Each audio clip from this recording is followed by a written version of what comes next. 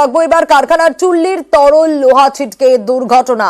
বাঁকুড়ার বড়জোড়ায় ঘুটগড়িয়ায় ঝলসে আহত 9 শ্রমিক। আশঙ্কাজনক অবস্থায় 8 জন শ্রমিক ভর্তি দুর্গাপুরের বিধাননগরের একটি বেসরকারি হাসপাতালে। আরো বিস্তারিত জানবো প্রিয়ব্রতর কাছ থেকে। প্রিয়ব্রত, কিভাবে ঘটলো এই ঘটনা? দেখো সোনিয়া, যখন এই ফার্নেসে যখন কাজ করেন শ্রমিকরা, সেটা কিন্তু ফার্নেস গরম করা হয় এবং তার ভিতরে কিন্তু লৌহ আকরিকের যে টুকরো সেগুলো ছেড়ে দেওয়া হয় এবং তারপরে সেই লৌহ গরম হওয়ার পর সেটা থেকে বাষ্প তৈরি হয়। এই সময়তে যখন গরম করা হচ্ছিল সেই সময় কি পরিমাণ আকরিকের লৌহ পরিমাণ বৃদ্ধি হওয়ার কারণে এমন ধরনের ঘটনা ঘটেছে এবং ফার্নেস বাস করেছে। করার ফলে কিন্তু ওই সামনাসামনি এলাকায় যারা ছিলেন শ্রমিকরা সেই সময় কাজ করছিলেন তারা কিন্তু প্রায় ঝলসে যায় বলা চলে এবং বিভৎস এই আগুনের ঘরগুলাতে কিন্তু কিছুটা আহত হয় এবং তাদেরকে প্রথমে উদ্ধার করে স্থানীয়ভাবে তারা শ্রমিকরাই প্রথমে উদ্ধার করে তাদেরকে প্রথমে বড়জোড়া সুপার স্পেশালিটি হাসপাতালে নিয়ে যাওয়া হয়, কিন্তু 8 জনের অবস্থা আশঙ্কাজনক হওয়ায় তাদেরকে রেফার করে দেওয়া হয় এবং দুর্গাপুরের এক বেসরকারি হাসপাতালে তাদের চিকিৎসা চলছে এই মুহূর্তে। কারো 50%, কারো 30% পুড়ে গিয়েছে এবং আশঙ্কাজনক অবস্থায় তারা দুর্গাপুরে ভর্তি রয়েছে ঠিকই, কিন্তু তাদের অবস্থা সবাইকারই স্থিতিশীল অবস্থায় রয়েছে এমনটা জানা গেছে হাসপাতাল সূত্রে। এবং যখন ঘটনা ঘটে তারপরেই কিন্তু বড়জোড়া থানায় ফোন করা হয়। বড়জোড়া থানায় ফোন করার পাশাপাশি যে জনপ্রতিনিধি রয়েছে, তৃণমূলের বিধায়ক, পঞ্চায়েত সমিতি প্রধান সহ সকলে ছুটে যান ঘটনাস্থলে এবং উদ্ধার কাজে হাত লাগানোর পাশাপাশি চিকিৎসা ক্ষেত্রে তৎপর করেন এবং ভবিষ্যতে এই ধরনের ঘটনা যাতে না ঘটে, কেননা গত কয়েক বছর আগেও এই ধরনের ফার্নেস বাস করে বেশ কয়েকজন শ্রমিক আহত হয়েছিলেন। তখনও দাবি উঠেছিল যে কারখানা কর্তৃপক্ষ তারা উপযুক্ত নিরাপত্তা ব্যবস্থা রাখে কিনা, অ্যাম্বুলেন্স থাকে কিনা, পর্যাপ্ত পরিমাণ জল থাকে কিনা। সেই ঘটনা কিন্তু পুনরাবৃত্তি আবার ঘটলো এবং তারা দাবি করছেন যারা জনপ্রতিনিধি রয়েছেন এই কারখানা কর্তৃপক্ষকে ক্ষতিপূরণ দিতে হবে, এর পাশাপাশি পর্যাপ্ত পরিমাণ নিরাপত্তা ব্যবস্থা রাখতে হবে কারখানাগুলিতে। বেশ বড়জোড়া ব্লকের ঘুটগড়িয়া অঞ্চলে অর্জন দাস যে ফ্যাক্টরিটি রয়েছে ফেরো, অর্জন দাস অ্যান্ড সান, 6:45 নাগাদ যে লেবার ভাইরা ভাটিতে কাজ করেন, আমাদের লোকাল ছেলেরা কাজ করেন, ভাটিতে উদ্বৃত্ত যে গরম লোহা সেটা পড়ে যায়, তাতে 8 থেকে 9 জন সিরিয়াস অবস্থা। হাসপাতালে আমরা নিয়ে যাই। পাঁচিল ঘিরে প্রাচীন পুকুর ভরাট, এমনই চাঞ্চল্যকর অভিযোগ উত্তর 24 পরগনার বারাসাতে। জমির মালিকের বিরুদ্ধে অভিযোগ দায়ের ভূমি দপ্তরের। পুকুর ভরাটের অভিযোগ মানতে নারাজ জমির কেয়ারটেকার। পুকুর ভরাট নিয়ে বিজেপি তৃণমূল তরজা তুঙ্গে উঠেছে।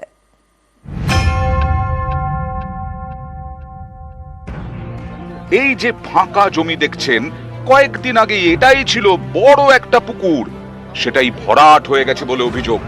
উত্তর 24 পরগনার বারাসাত থানায় পুকুর ভরাটের অভিযোগ দায়ের করেছে ভূমি দপ্তর। অভিযোগ, বারাসাতের বিষ্ণুপুরে 4 বিঘার পুকুর ভরাট হয়েছে। চারপাশে পাঁচিল তুলে পুকুরে মাটি ফেলা হয়েছে। স্থানীয়দের অভিযোগের ভিত্তিতে আসরে নামে ভূমি দপ্তর। শনিবার ঘটনাস্থল ঘুরে দেখেন বারাসাতের বিএলআরও সুদীপ্ত বন্দ্যোপাধ্যায়। তারপর পুকুর ভরাটের বিরুদ্ধে এফআইআর দায়ের করেন। এটা একটা পুকুর ছিল, প্রচলিত পুকুর ছিল, কিন্তু এরা ভেতরের মাটি নিয়েই এরা এটাকে বুঝিয়ে দিয়েছে।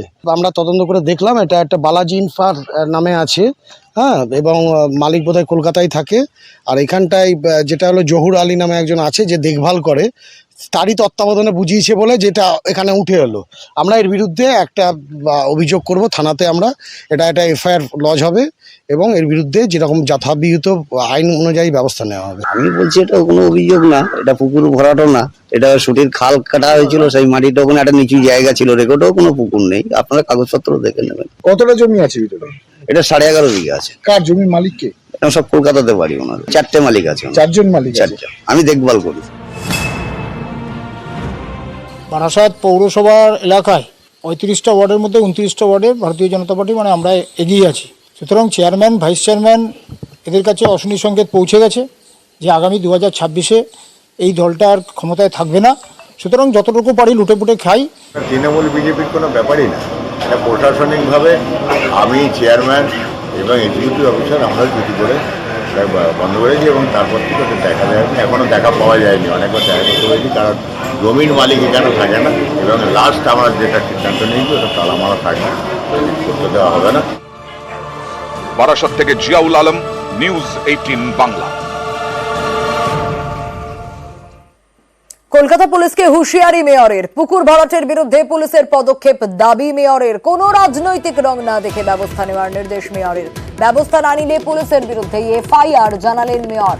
পুকুর ভরাটে পুলিশের কাছে কড়া ব্যবস্থার দাবি ফেহাদ হাকিমের। এফআইআর এর বেসিসে আমরা পুলিশ কমিশনারকে জানাবো যে এখানে পুলিশ কাজ করছে না বা এফআইআর করা সত্ত্বেও কর্ণপাত করছেন। এটা শুধু কর্পোরেশনের নয়, পুলিশেরও দেখার দায়িত্ব যে কোন পুকুর ভরাট হচ্ছে কি ভরাট হচ্ছে। নো পুকুর ভরাট হওয়া উচিত। থানা কি করে আপনাদের যখন যাবেন, ওই পলিটিক্যাল পার্টি এই পলিটিক্যাল পার্টি, তোমার ডিউটি হচ্ছে ওটা দেখা যে যদি কেউ পুকুর ভরাট করে তাকে অ্যারেস্ট করা। অনেক থানায় করেন, বেশিরভাগই পুলিশ করেন আমি জানি। যদি কেউ না করেন তাহলে আমরা দুবার করার পরে যদি ইনঅ্যাকশন হয়েছে তাহলে আমি বলেছি যে তার নামে করে সোজা লালবাজারে জমা দিই।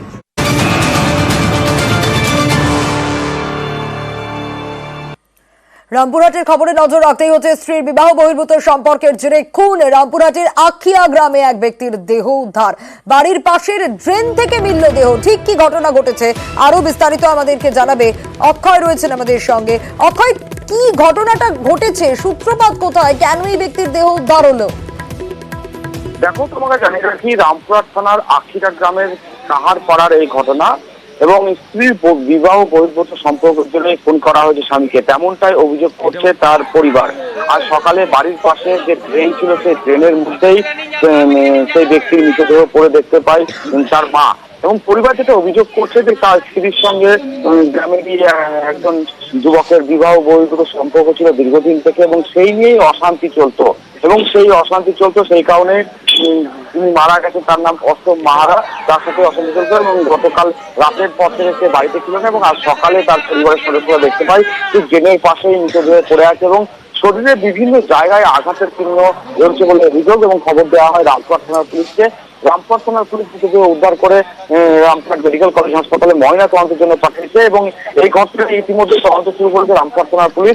এখনো পর্যন্ত 3 জনকে আটক করেছে রামপুরহাট থানার পুলিশ। আমরা পুলিশ সূত্রে জানতে পারছি সেই তার স্ত্রীকে এবং মেয়েকে এবং যার সাথে বিবাহ বহির্ভূত সম্পর্ক ছিল তাকে আটক করেছে রামপুরহাট থানার পুলিশ এবং তাদেরকে জেরা করছে এই ঘটনায়। বেশ,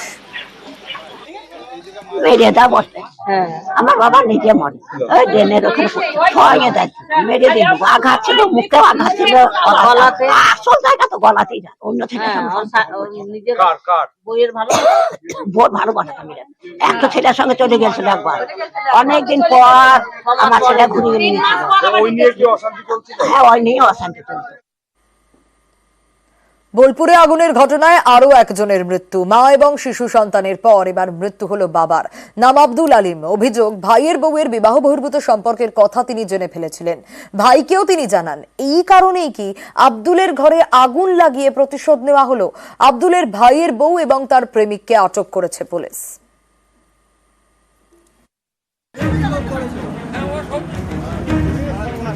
বৃহস্পতিবার রাতে বোলপুরে বন্ধ ঘরে আগুন, ঝলসে যায় স্বামী স্ত্রী এবং তাদের 4 বছরের ছেলে।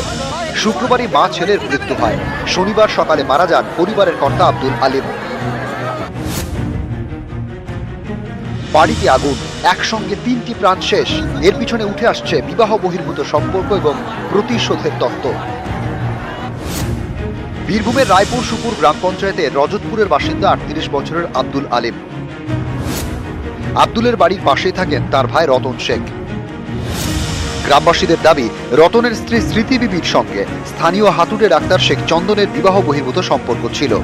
এই সম্পর্কের কথা জানতে পারেন আব্দুল আলিম। বিষয়টি তিনি ভাইকেও জানান। এ নিয়ে বাড়িতে অশান্তি হয়।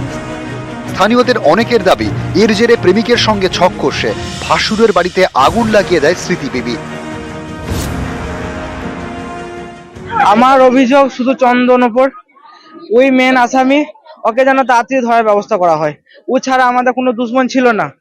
ও নোংরা কাজ করেছে, আমার বাবা মা সেটা জানতো, ইনফ্যাক্ট আমিও জানতাম। আমি চাইছি যার কঠিন থেকে কঠিন শাস্তি হোক।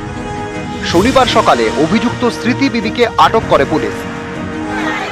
অভিযুক্তদের শাস্তির দাবিতে এদিন রজতপুরে বিক্ষোভ দেখান স্থানীয়রা।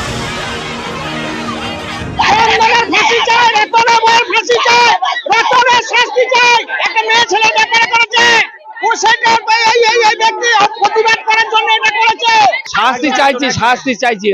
এই যে এই ঘটনা যে ঘটনা 3-3টে জীবন যে নষ্ট করে দিল, ওকেও শাস্তি দিতে হবে। বোলপুরের রজতপুরের কাছে চাঁদপাড়ায় শেখ চন্দনের বাড়ি। এদিন সকাল থেকেই তার বাড়ির সামনে পুলিশ মোতায়েন করা হয়েছে। এদিন দুপুরে রজতপুরে যান বীরভূমের পুলিশ সুপার, পরে যান মহকুমা শাসক।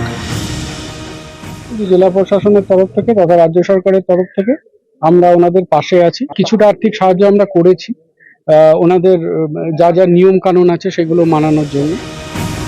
বোলপুর থেকে ইন্দ্রজিৎ রুজ, নিউজ 18 বাংলা। ছানি অপারেশনের পরে অন্ধকার, নতুন করে আরো 4 জনের চোখে সংক্রমণ। মেটিয়াব্রুজ সরকারি হাসপাতালের ওটি থেকে সংক্রমণ। 4 জনকে ভর্তি করা হলো কলকাতা মেডিকেল কলেজে। সোমবার বেশ কয়েকজনের চোখে ফের অপারেশন হবে। কলকাতা মেডিকেল কলেজে কয়েকজনের অপারেশন।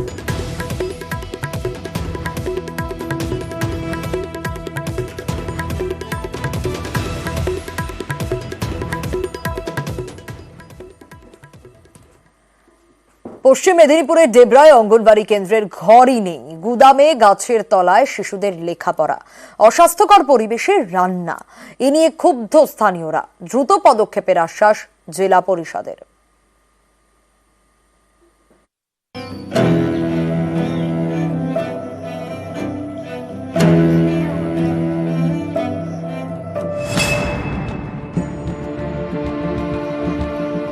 তেরোটা বছর পার, এখনো অঙ্গনওয়াড়ি কেন্দ্রের স্থায়ী ঘরই নেই, জমিও নেই। কখনো কারো বাড়ির উঠোনে, কখনো গাছতলায়, আবার কখনো গুদাম ঘরেই নাকি চলে শিশুদের লেখাপড়া। দুর্দশার এই ছবি পশ্চিম মেদিনীপুরের ডেবরার অঙ্গনওয়াড়ি কেন্দ্রের। গাছের তলায় হাইছে, এখানে আম গাছ আছে, ওইখানে পড়াশোনা হতো আগে। এখন কোথায় হচ্ছে? এখন এই তো এখানে হচ্ছে। এটা কি স্কুল না কারো ব্যক্তিগত জায়গা? এটা ব্যক্তিগত জায়গা। যাতে স্কুলটা ভালোভাবে হয়, এই যে রাস্তা দিয়ে যে এসছি, এই যে আসতে পারিনি আর কি, স্লিপ কাটে সবসময়, বাচ্চাকে নিয়ে আসতে কষ্ট। ডেবরার মহসিনপুর গ্রামের অঙ্গনওয়াড়ি কেন্দ্র। স্থানীয়দের দাবি, শিশু এবং প্রসূতি মিলিয়ে রোজ এখানে 30 জনের রান্না হয়, কিন্তু রান্নার কিংবা শিশুদের লেখাপড়ার স্থায়ী জায়গাই নেই। ফলে 13 বছর ধরে এভাবেই দুর্ভোগ পোহাতে হচ্ছে। এখন যাই হোক, মোটামুটি পাশের বাড়িতে যাও এই চাতাল একটু জায়গা দিয়েছে বলে বাচ্চারা খাওয়া দাওয়া যাও, স্কুলটা হচ্ছে। সরকারি ভাবে কিছু হয় না না। স্থানীয়দের এও দাবি, অঙ্গনওয়াড়ি কেন্দ্রের জন্য এর আগে জায়গাও চিহ্নিত হয়েছে, কিন্তু কাজ এগোয়নি। এই অবস্থায় এলাকাবাসী চাইছেন স্থায়ী ঠিকানা পাক মহসিনপুর গ্রামের এই অঙ্গনওয়াড়ি কেন্দ্র। মানে এখন তো বৃষ্টি হচ্ছে, ওই জন্য একটা চালার মতো একটা গোয়াল ঘরের মতো জায়গা দিয়েছে, ওইখানে এক পাশটায় আমরা বসে বাচ্চাদের 13 বছর এরকমই চলছে।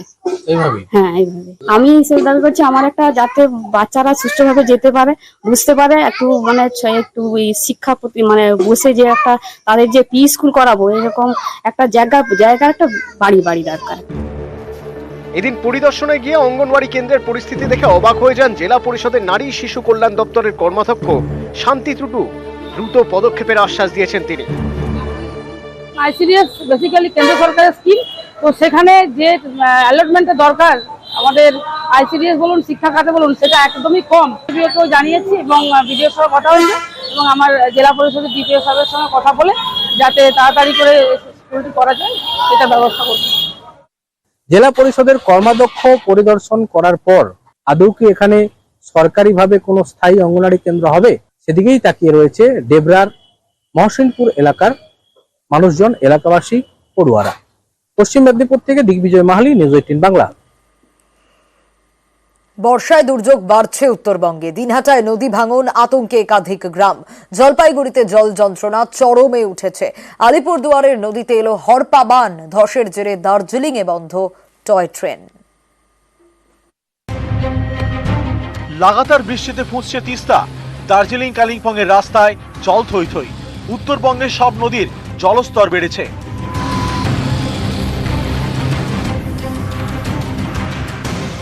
বৃষ্টির জেরে ধস নেমেছে দার্জিলিং এ।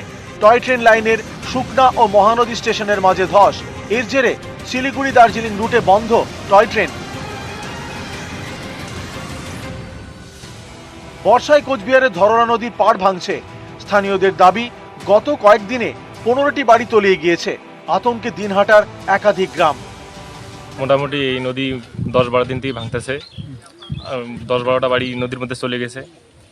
মোটামুটি মনে করো আর 10-12 দিন ভাঙলে মোটামুটি দিতে যাবে, যেরকম ধাক্কা লাগতেছে।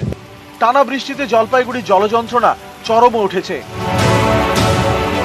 করলা নদীর জল বাড়তেই জলমগ্ন জলপাইগুড়ি। জলপাইগুড়ি পুরসভার সব ওয়ার্ডেই জল জমেছে।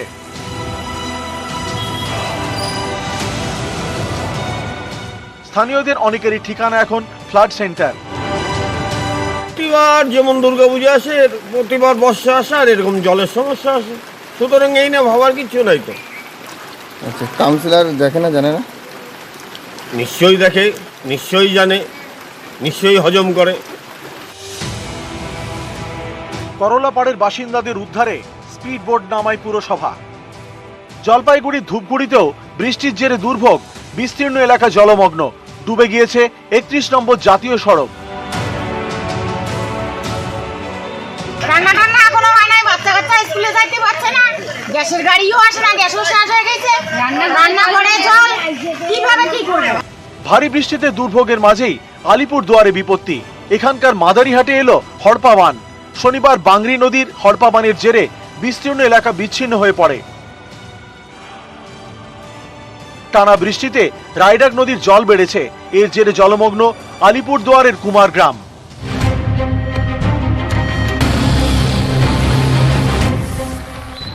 শনিবার বিকেলে কয়েক ঘন্টার বৃষ্টিতে বিপর্যস্ত মালদার বিস্তীর্ণ এলাকা, একাধিক জায়গা জলমগ্ন। ইংরেজ বাজার থেকে শুরু করে পুরনো মালদার বিভিন্ন এলাকায় জল জমেছে।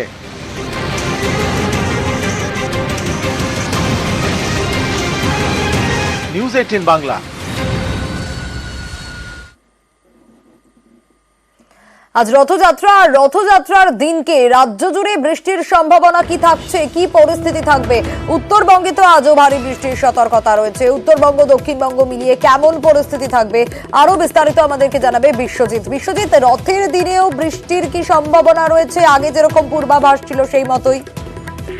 দেখো, দক্ষিণবঙ্গের ওপর দিয়ে মৌসুমী অক্ষরেখা রয়েছে, তাই বৃষ্টির সম্ভাবনা একটা থাকছে। অন্তত বর্ষার মতো যে আবহাওয়া, সেই আবহাওয়া থাকবে দক্ষিণবঙ্গে। তবে খুব বেশি বৃষ্টি হবে দক্ষিণবঙ্গে এমনটা নয়, সব জেলাতে বৃষ্টি হবে এমনটাও নয়। পশ্চিমের জেলাগুলিতে মূলত বজ্রবিদ্যুৎ সহ বৃষ্টির সম্ভাবনা বেশি থাকছে। পুরুলিয়া, বাঁকুড়া, 2 মেদিনীপুর, ঝাড়গ্রাম, 2 বর্ধমান এবং বীরভূম, মুর্শিদাবাদ, এই জেলাগুলিতে বৃষ্টির সম্ভাবনা বেশি। বাকি জেলাতেও সামান্য সম্ভাবনা থাকছে বিক্ষিপ্তভাবে।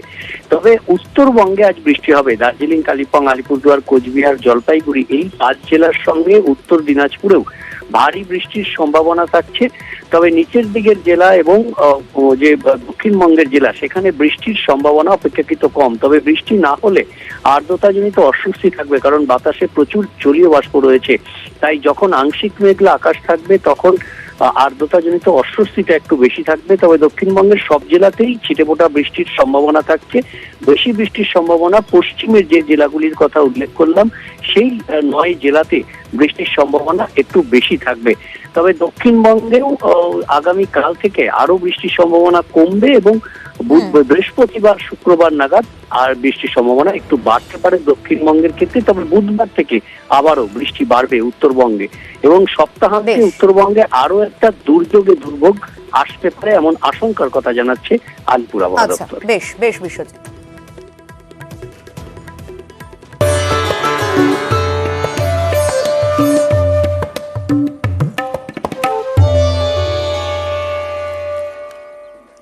আজ রথযাত্রা, জগন্নাথ দেবের রথযাত্রা ঘিরে সেজে উঠেছে পুরী। রথযাত্রায় অংশ নিতে লক্ষাধিক ভক্ত সমাগম জগন্নাথ ধামে। জগন্নাথ, বলরাম, সুভদ্রার জন্য তৈরি 3টি বিশাল রথ। পুরীর ছবি আপনাদের দেখাচ্ছি একেবারে সরাসরি। রথের রশিতে টান দিতে কিন্তু দেশ বিদেশ থেকে পুণ্যার্থীরা এসছেন, বাইরে থেকেও পুণ্যার্থীরা এসছেন। একেবারে লাখো ভক্ত, এবং এই 3টি রথ সাজানো হয়েছে জগন্নাথ, বলরাম এবং সুভদ্রার জন্য। আর রথযাত্রা উপলক্ষে স্বাভাবিকভাবে যেহেতু এত ভক্ত সমাগম, বাড়ানো হয়েছে পুরীর নিরাপত্তা।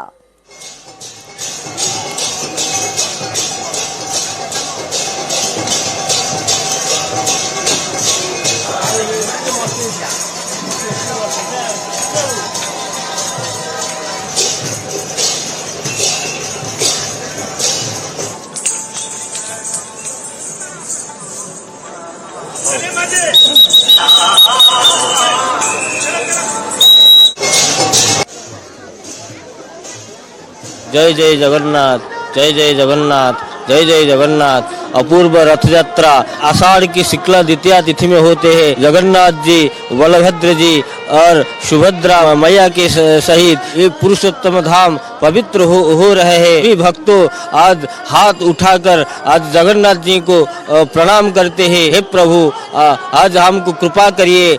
Very auspicious day for us because this is once in a lifetime chance to see Jagannath Rath Yatra. We came from America. It's an amazing experience. ये एक्सपीरियंस अच्छा रहा। यहाँ पे जैसा क्राउड देखा था टीवी पे, वो यहाँ पे लिटरली है ऐसा, बहुत ज़्यादा क्राउडी है एंड एंजॉयफुल है।